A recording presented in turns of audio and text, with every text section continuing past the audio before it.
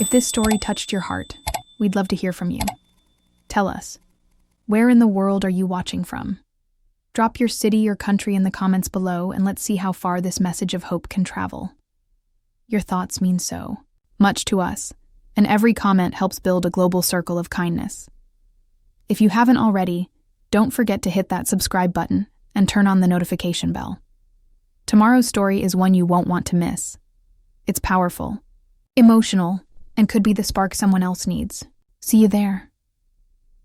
She fed a mute boy in a broken wheelchair for months, then discovered his family's dark secret in the quiet little town of Haven Falls, where everyone knew everyone, and the pace of life moved gently like the morning breeze. Grace. Bennett was sweeping the sidewalk outside her grandmother's diner. The early sun had just begun to pour golden light over the faded wooden sign that read, June's Place, a small, cozy eatery that had been in their family for decades. Grace, now 30, had taken over the day-to-day after her grandmother. June began to slow down with age. For Grace, the diner was more than a business. It was a haven, a second home, and the heart of the community. That morning seemed like any other, until she spotted something out of place at the corner of the street. There, near the edge of the sidewalk, sat a boy in a broken wheelchair. His clothes were tattered, his head was bowed, and his thin arms clutched the sides of the chair like he was holding on to the last bit of strength he had. Grace's heart tightened. She set the broom aside and slowly walked over. "Hey there," she said softly, kneeling down to his level. "Are you okay? Have you eaten?" The boy didn't answer. He kept his gaze lowered, his lips pressed into a tight line. Grace noticed how pale he was, how small he looked, 10 years old, maybe younger. The wheelchair looked rusted. One of the wheels wobbled, and his legs, thin and stiff, rested awkwardly on the footrests. She didn't need him to speak to know he was hungry, scared, and alone. You don't have to talk if you don't want to, she continued gently. But I've got some warm food inside. It's on the house. With a careful hand, she took hold of the wheelchair's handle and rolled him into the diner.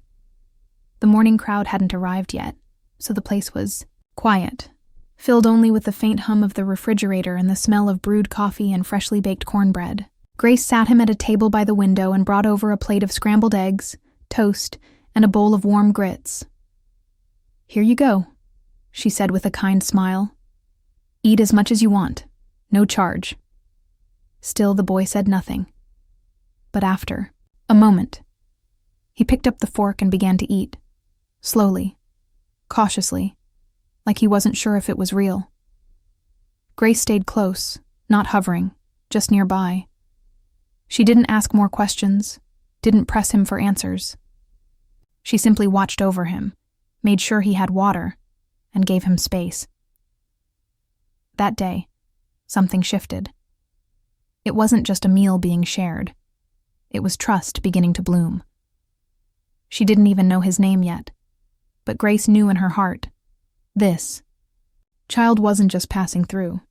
He was part of something bigger now, a story that had just begun. And in that moment, inside a little diner in Haven Falls, the quiet bond between two strangers began to form. One built not on words, but on kindness, safety, and the promise of care. Days turned into weeks, and the boy, still mostly silent, kept returning to Grace's diner. Every morning, she would set aside a plate for him, just in case. And sure enough, sometime between breakfast and lunch, the familiar squeak of the rusted wheelchair would echo near the door. He never said much, just nodded in thanks and quietly ate his meal by the window. Grace had learned to respect his silence, but that didn't stop her from wondering who he was, where he came from, and what pain he was holding inside. Grace eventually learned his name, Eli, spoken in a whisper one rainy afternoon when thunder startled him and she gently asked again. That day she saw something flicker in his eyes. Not just fear, but memory. And something deeper. Sorrow. She tried to get him into therapy through a local outreach program. At first, he resisted, but Grace never pushed, only offered. Finally, he agreed, just once a week, just to try. The session started off slow. Eli sat on the edge of his seat, hands clenched, barely speaking above a whisper. But over time, with the patience of a kind therapist and Grace's steady presence, cracks in the wall he'd built around himself began to show. Then came the breakthrough. It happened on a Thursday afternoon. Grace was waiting outside the room when the therapist called her in, gently. "He's ready to share something," the therapist said, "and he wants you to hear it." Grace stepped inside quietly. Eli was seated, his eyes fixed on the carpet. He was trembling. I saw it," he said, barely audible. Grace knelt beside him, her hand resting lightly on his arm. "What did you see, sweetheart?" Eli swallowed hard. His voice cracked. I saw them shoot my dad." The room froze. The therapist nodded slowly, encouraging him to continue.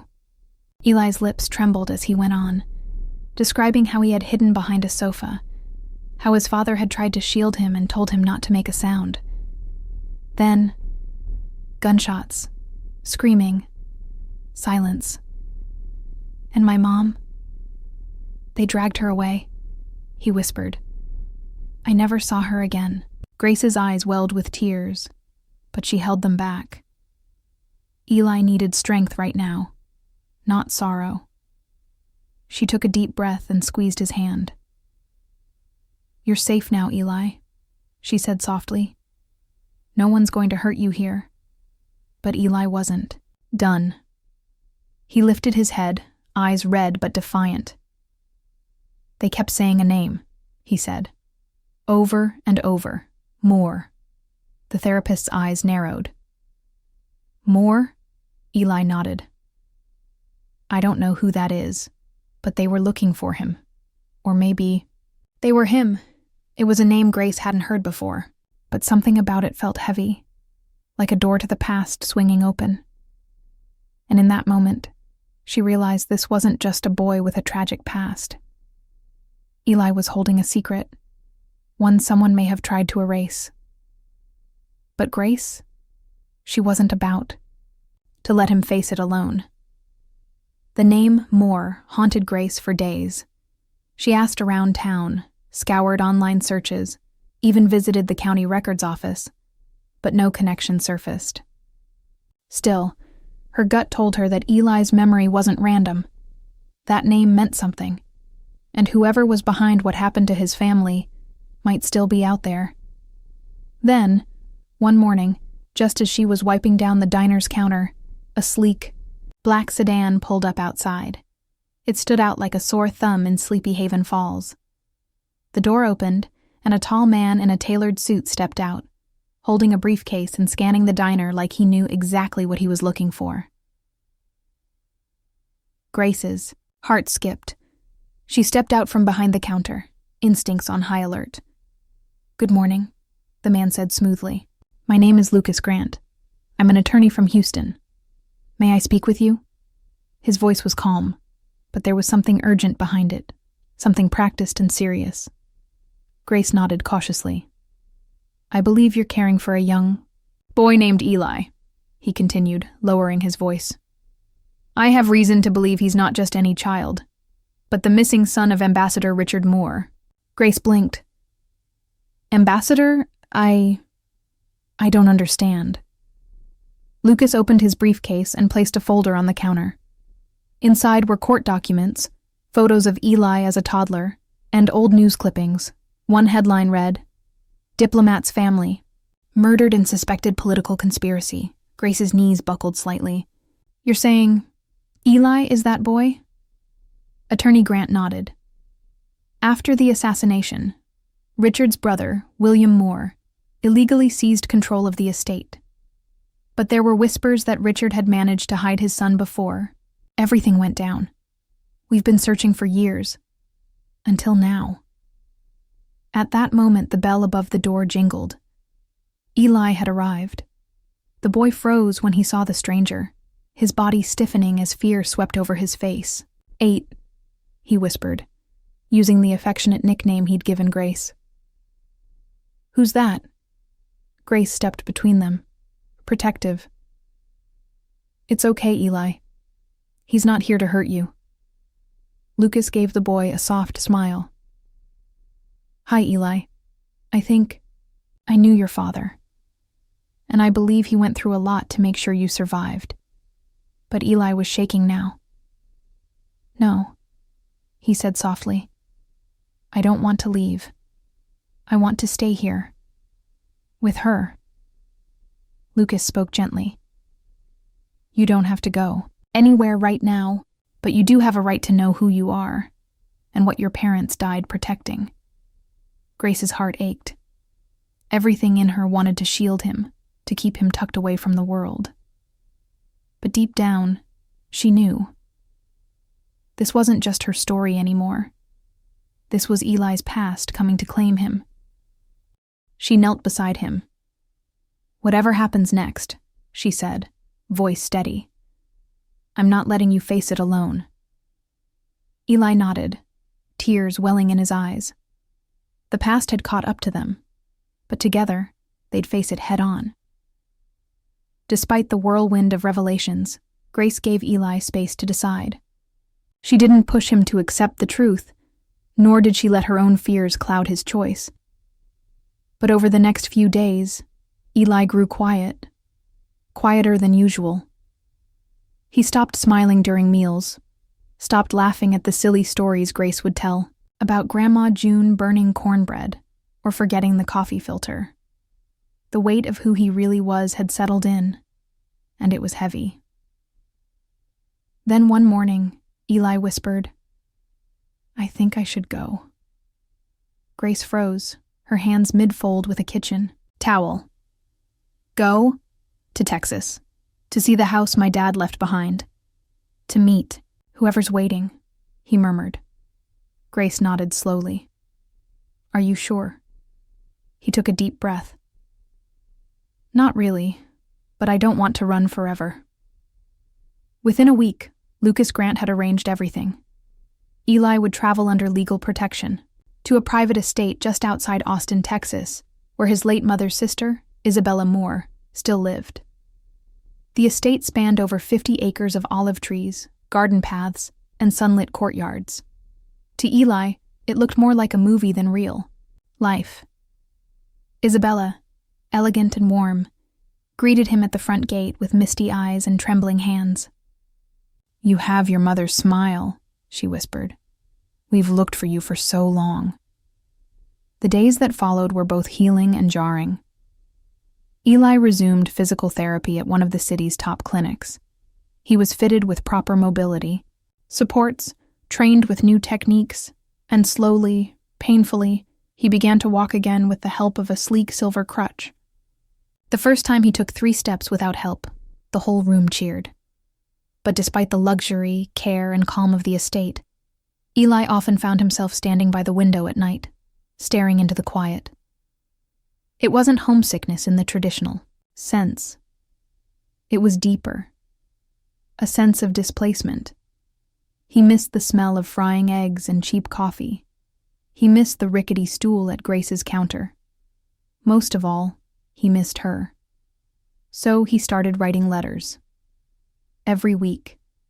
Dear Ate Grace, I'm doing okay. I miss your cornbread and your hugs.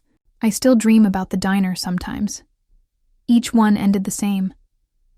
I promise I'll come back. Just wait for me. Grace kept every letter in a wooden box beneath the register, rereading them after the rush died down. It gave her strength.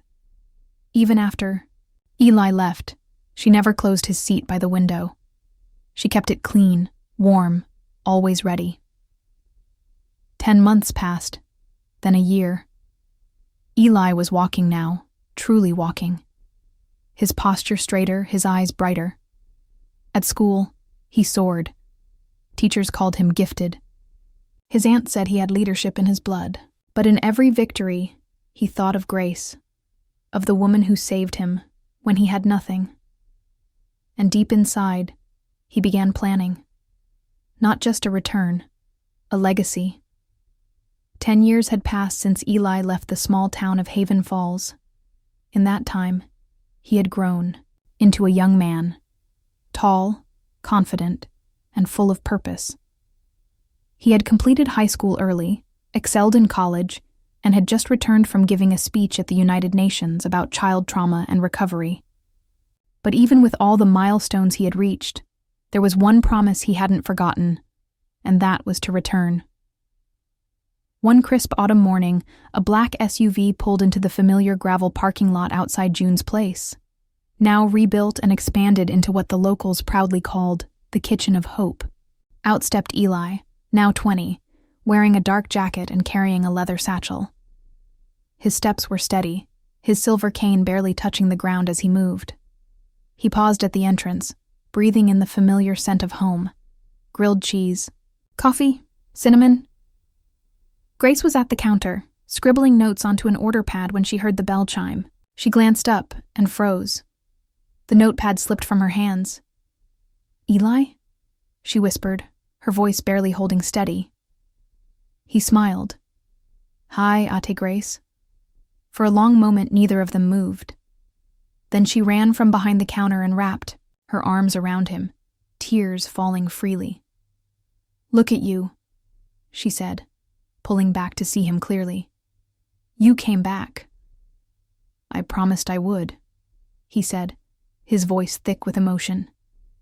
They sat by the same window where Eli once ate in silence. All those years ago. Now, he spoke clearly, confidently. From his bag, he pulled out a thick folder and set it on the table. "I want to show you something," he said. "I've started a foundation. It's called Project Grace. It offers scholarships, therapy, and housing support to children who've been abandoned, abused, or lost in the system, just like I was." Grace was speechless.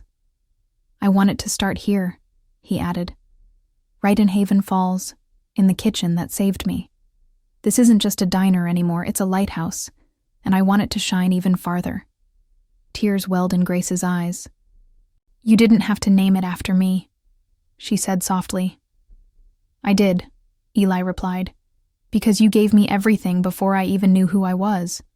You believed in me when I didn't believe in myself. You gave me a home." The following month, Project Grace launched its pilot program right behind the diner. The same room where Eli once sat quietly was now filled with bright-eyed children, learning, eating, healing.